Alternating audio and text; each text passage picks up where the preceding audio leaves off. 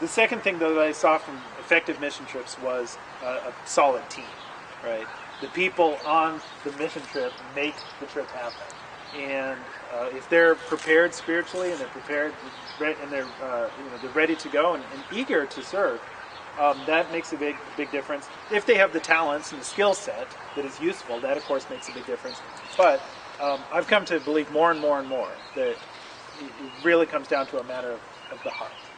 People who have the right spirit, the right attitude, the right perspective going in, and have that desire to do what John Wesley talked about, to really care and to show God's love in solid, powerful ways, that makes so much of a difference. And that's where you guys come in, and that's why I'm so thrilled that we've had such a great response so far to the possibility, and a broad range of skill sets that will be useful. So the team that goes, that makes a big difference in how effective the mission trip is going to be. The third part, though, is that the mission trip is only as good as the partners that you're working with on the ground.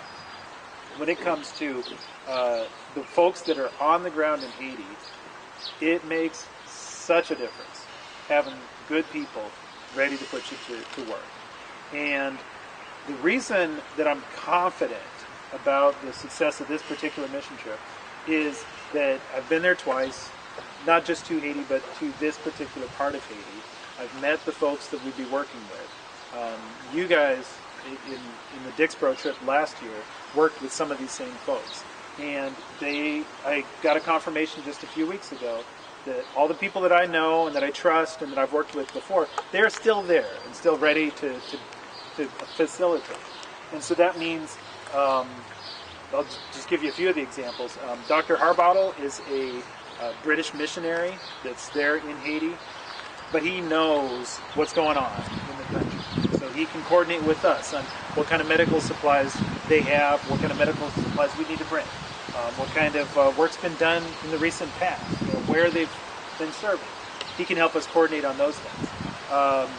Dr. Marks is a Haitian doctor. I spoke with him for about an hour when I was there 5 years ago, and remarkable fellow. I mean, he said his friends all told him, you should just move to Miami. You can make way more money. You can serve. You can still use the medical skills. Send money back to your family. That's how you could be a blessing. He said no, he really felt he should be a medical provider for the people of Haiti, for his own country. He's fantastic and he's available. Serge is a nurse who is talented, and he can work with medical personnel from the United States. Daniel is a great translator who knows the medical lingo, which makes a big difference. Somebody who can speak the vocab. Will Benz came and preached for us last July. He is a pastor, but he's a fantastic translator. He has 3 members of his congregation who are nurses, and he's already offered to try and connect us with them.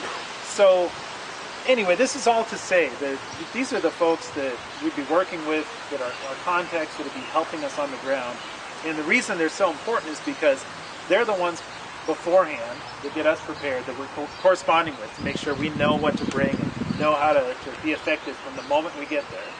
They're absolutely essential when we're doing the work, but then they're the ones that have to follow up. I mean, we come back to our homes here in the United States, and the follow-up care is going to be provided by folks there.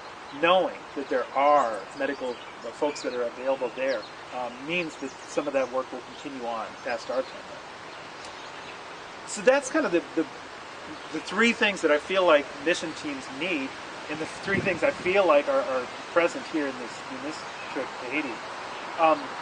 Talking just a little bit about the trip itself, what I'm looking at is a 7-day window where we would go in the middle of the week. We'd try to do a medical team on Friday and Saturday, and we will see how many of you guys and the few others that are vindicated in interest will say yes. I believe there will be enough for 2 teams. There is a clinic that is near Jeremy where we'd be staying. The clinic can be one of the sites, and where they would be dropped off, and people know the clinic, people would be familiar with it. And then there would be a second mobile medical clinic that we could then take to locations around the area to provide for people that can't get transportation into Germany. I'd hope that we could work on Friday and Saturday. Sunday, of course, is worship. We'd have the experience of worshiping in a Haitian church. I imagine they'd probably invite me, or if Roy's going or Brent's going, somebody who's going to get to preach, I promise. So Sunday we'd worship, maybe enjoy the beach or something Sunday afternoon. And then I'm hoping that we could work again on Monday, and if people want to stay, maybe even Tuesday, but to get in 3 or 4 days of medical work in there, and then return home. And with transportation there to and from, ends up being about a full week away. So then what would we do? There's the question. What I'm really pleased about is we seem to have a pretty good balance of folks that have been interested. We've got some MDs, we've got some RNs, we've got some pharmacists, we've got some non-medical folks, and all of the roles end up becoming really important. For the doctors and nurses, it's kind of self-evident what they end up doing. Most of the care, and Martha and Jane, you guys might talk more about this here in a moment, but most of the care is the sorts of things that you and I would have gone to a doctor long ago, and they just haven't. An infection that gets out of hand, a burn that's never been attended to, a wound or an injury or even a broken bone that never got set properly. Some basic preventative stuff, like giving out fluoride to kids so that their teeth don't rot. Providing some basic advice for folks that deal with chronic medical issues. Those sorts of things. So that's what the medical types are doing. The non-medical types become absolutely essential now in terms of crowd control, making sure that there's a flow through the clinic, that people who are lined up waiting know what they're doing, know how long they're going to be waiting, and there's filling out paperwork, there's filling out the prescriptions, there's counting out medications, there's I hope that we'll have an opportunity to pray with every person who wants to that is receiving medical care, and that's a role that we'll play as well. We'll be praying with folks there.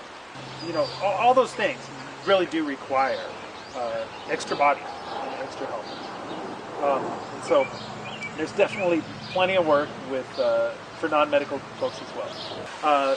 As far as the costs go, one of the reasons that Haiti is an attractive place to do missions is because twofold. I mean, on their side of things, it is the poorest country in the Western Hemisphere. The need is desperate. It's incredible.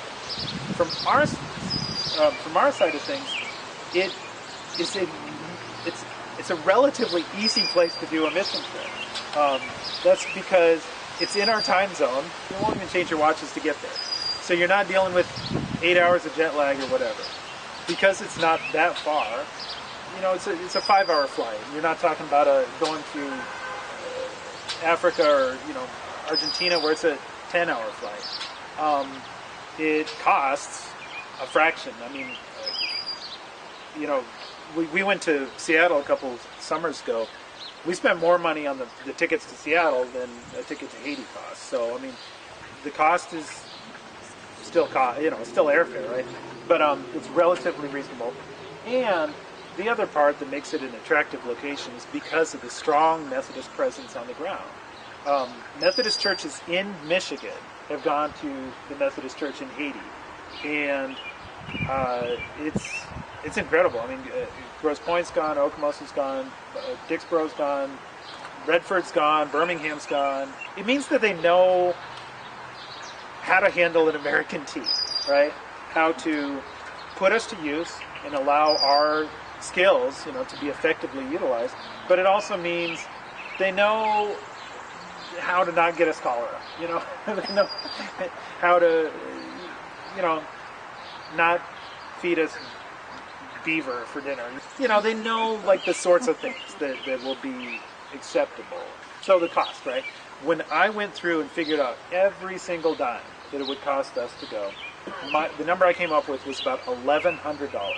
And when I say every single dime, that means airfare, transportation on the ground, every single meal that we'd have while we're there, lodging for the entire time that we're there, tipping the guys that grab your bags when you get off the airplane. I mean, it really does mean every single bit, besides the souvenirs that you go home with, right, is $1,100.